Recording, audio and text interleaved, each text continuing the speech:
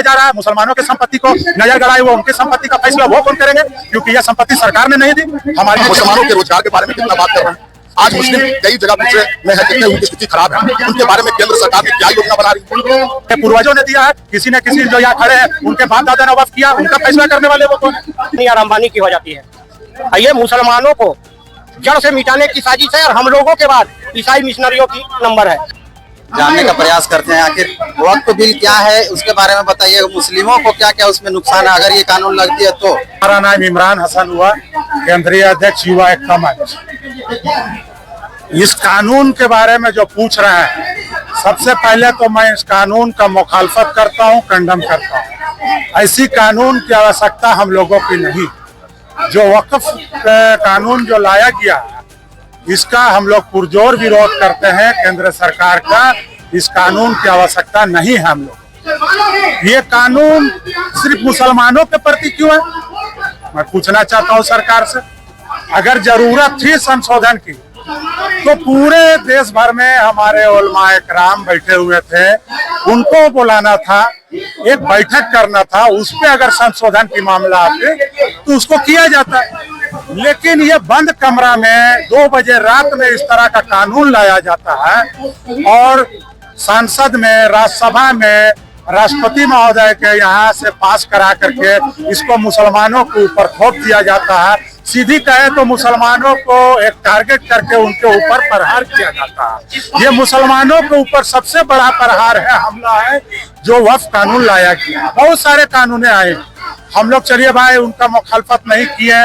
आज ये कानून से कह रहे हैं कि मुसलमानों को फायदा है। भाई हमको बता दीजिए कैसे फायदा। आज ये कमेटी बन रही है, उस पर गैर मुसलमानों की भागीदारी हो रही है, क्यों नहीं? और सब कमेटियों में हम लोगों की भागीदारी सुनी। अच्छा सर, केंद्र में बैठे जो मोदी सरकार है वो बोल रहे हैं हम मुस्लिमों के हक में ये कानून लेके आ रहे हैं। तो भाई कैसे ला रहे हैं बताइए ना। यही ला रहे हैं कि जो कानून बन रहा है उसमें 2 लोग गैर मुस्लिम है। तो हम कहाँ कह रहे हैं, हम तो सरकार के पक्ष में बोल रहे कि बदलाव जब करनी थी तो हमारे उलमाए कराम को बैठा के न करते कि 2 बजे रात में बंद कमरा में करते हैं, इस तरह का काला कानून लाते हैं। आज ये जो मामला आया है, जो हम लोग सड़कों पे हैं, जो आज राजभवन के समय अमैया संगठन के द्वारा जो धरना दिया हुआ है, ये शांतिपूर्ण तरीके से हम लोग राज्य में नहीं पूरे प्रदेश में इस तरह का मैसेज देना चाहते हैं कि ये कानून गलत है। ये कानून से हम लोगों का कोई फायदा नहीं। ये कानून को रद्द किया जाए, क्योंकि ये हम लोगों पे अटैक किया जा रहा है, ये गलत है। और भी बोर्ड है, और भी संगठन है, बहुत सारे धर्म के लोग हैं, बहुत सारे लोगों का बोर्ड है, उनके जमीन के ऊपर भी मामला है, क्यों नहीं लाया जा रहा है? मुसलमानों की संपत्ति को नजर गड़ाए वो उनकी संपत्ति का फैसला वो कौन करेंगे, क्योंकि यह संपत्ति सरकार ने नहीं दी, हमारे पूर्वजों ने दिया है।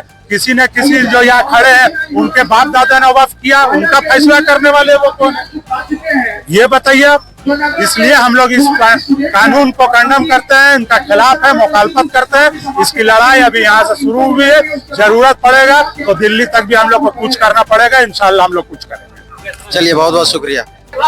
अभी हम मिल चुके हैं आजसू नेता जो काफी चर्चित थे रांची जिला में। ये जो है सो अपने पद से सभी पद से इस्तीफा दे चुके हैं।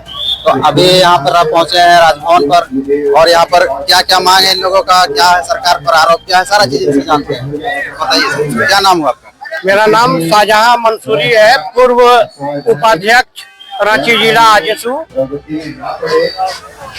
अभी जितनी भी खाली जमीन है भारत में, चाहे वो क्रिश्चियन संस्था की हो या मुस्लिम समाज की हो, उसको नरेंद्र मोदी जी और आरएसएस वाला अपना 4R कानून बनाना, धड़ाधड़ कानून बनाया जा रहा है।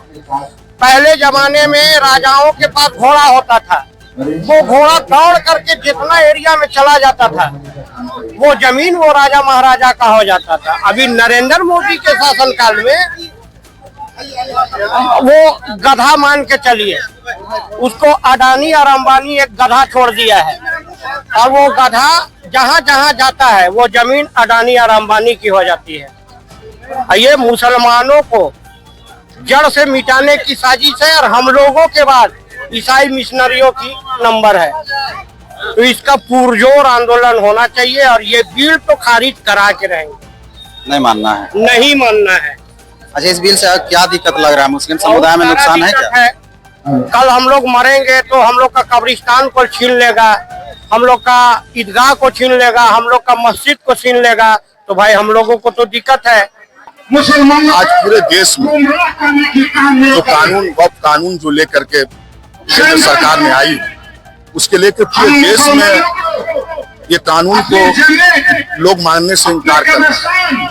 हमें ये कानून नहीं चाहिए, हमें रोजगार चाहिए, हमको शिक्षा चाहिए।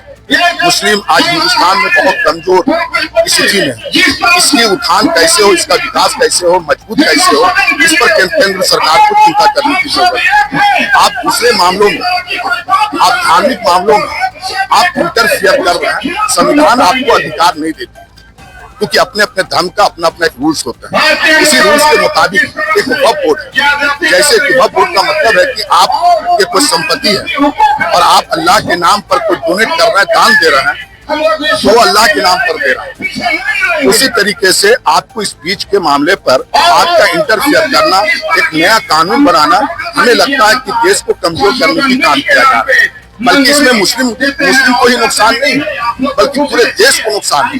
क्योंकि किसी भी धार्मिक, अभी हमारे बाबूजी का 1 एकड़ जमीन है, हम 5 भाई हैं, उस 1 एकड़ जमीन में 5 भाइयों का ही हक होगा। अब उस सरकार उसमें आकर के कहे कि नहीं, ये चीज पर इसका कानून ऐसे बनेगा, बंटवारा ऐसे होगा, इसमें ये होगा, इसमें ये तो है नहीं, ये तो संविधान है, हमारी चीज है, हमारी। अच्छा, एक चीज हम आपसे पूछना चाहते हैं, केंद्र की मोदी सरकार जो बोल रहे हैं ये तो मुसलमानों के हक में जो ये कानून बन जा रहा है। अच्छा, मैं आपसे सवाल करना चाहता हूँ कि आप मुझे बताइए कि आप मीडिया बंधु हैं, हमारे देश के मुस्लिम में कितने लोग के शिक्षा के बारे में बात कर रहे हैं, मुसलमानों के रोजगार के बारे में कितना बात कर रहे हैं। आज मुस्लिम कई जगह पीछे में है, कितने उनकी स्थिति खराब है, उनके बारे में केंद्र सरकार ने क्या योजना बना रही है, उन लोगों को कितने लोगों को लाकर खड़ा कर रहे हैं। नहीं, आप क्या कर रहे हैं कि आप मुसलमानों के बीच में जा करके और उनके धार्मिक मामलों में जा करके आप इंटरफियर कर रहे हैं। इससे आप आप अपने आप को पॉपुलर होना चाह रहे हैं, ताकि और लोगों में आपका एक मैसेज जाए। तो ये नफरत की राजनीति है, पॉलिटिकल राजनीति है, गंदा राजनीति है। और हमें लगता है कि हमारा देश का प्रधानमंत्री, चाहे वो कोई भी धर्म का हो, चाहे गरीब हो, अमीर हो, छोटा हो, बड़ा हो, वो सबका प्रधानमंत्री है और उनकी जिम्मेदारी है कि वो सबके बारे में सोचे। और सोचने का मतलब है कि हम उसके बारे में रोजगार सोचें, हम उसकी शिक्षा सोचें, हम उनको मजबूत कैसे करें। हमें इसके बारे में उनको केंद्र सरकार को चिंता करने की जरूरत है।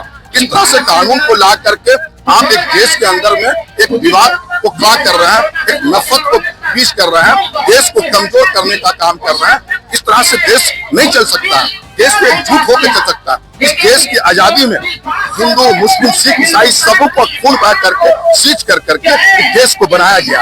आज हिंदुस्तान आज क्यों कहा गया है कि सारे जहां से अच्छा हिंदुस्तान हमारा, क्योंकि यहाँ पर तमाम धर्म निरपेक्ष लोग, हर लोग जाति धर्म के लोग अपने अपने उनको आजादी दी है संविधान कि आप जिस तरह से खाना चाहे खाएं, जिस तरह चाहे पहनना पहने, जिस तरह से आप जीना चाहते हैं जिए, आपको अधिकार है। अब उस जीने का अधिकार में आकर एक नया कानून लेकर के आना कि आपको अब हमारे मुताबिक चलना होगा, तो ये नहीं हो सकता। अच्छा, एक चीज और आपसे जानना चाहते हैं, अगर ये कानून लग जाती है तो क्या इसमें कुछ नुकसान है मुस्लिम?